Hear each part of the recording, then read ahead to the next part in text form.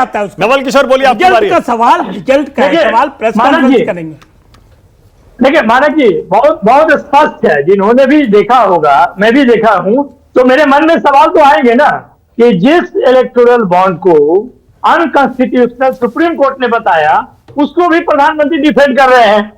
ये तो हास्यास्पद है ना, पहली बात। दूसरी बात, जिस ईडी के डायरेक्टर के विषय में सुप्रीम कोर्ट की टिप्पणी रही कि कितना बार एक्सटेंशन दीजिएगा, उसको जाकर डिफेंड कराया कि नहीं, देश हित में ये जरूरी है। ये तो हास्यास्पद है।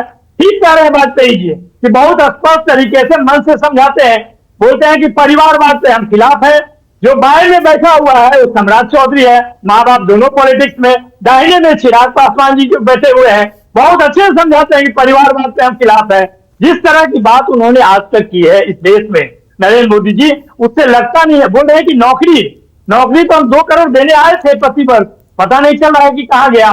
बिहार में जाकर कहते हैं कि स्पेशल पैकेज, स्पेशल दर्जा, स्पेशल अटेंशन देंगे। 10 साल पहले 39 सांसद दिया बिहार ने।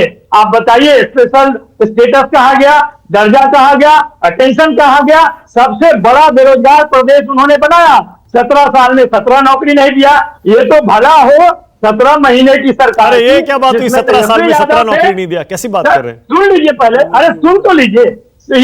ये तो बिहार का सौभाग्य है कि 17 महीने तेजस्वी जी को मौका मिला।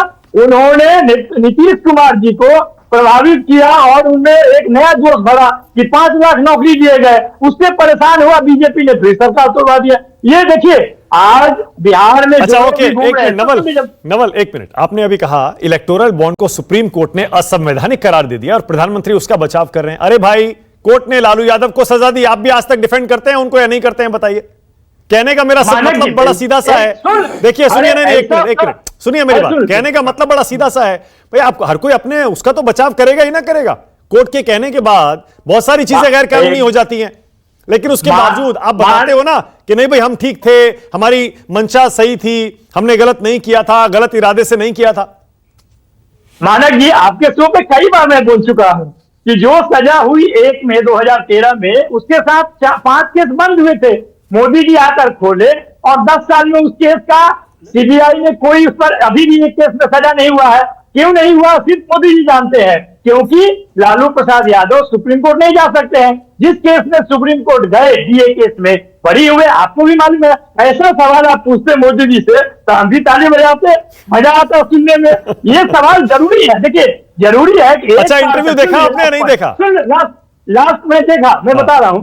लास्ट पॉइंट जो आप सुन लीजिए। देखिए किसानों को 1 साल तक सड़क पर तरपा कर 700 किसान मरे। उनके ही मंत्री, उनके बेटे ने किसानों के आंदोलन पर अपना वो गाड़ी चढ़ा दिया। वैसे और 18 राउंड बातचीत हुआ, उसके बाद उन्होंने वापस लिया। आप कहते हैं, वाजपेयी जी कहते बड़ा दूरदर्शी है, उनने 2047 तक का सोच रखते हैं। 1 साल में तो अपने ही द्वारा बनाए हुए 3 किसी कानून को आपने वापस लिया। ये कौन सा दृष्टि है सर?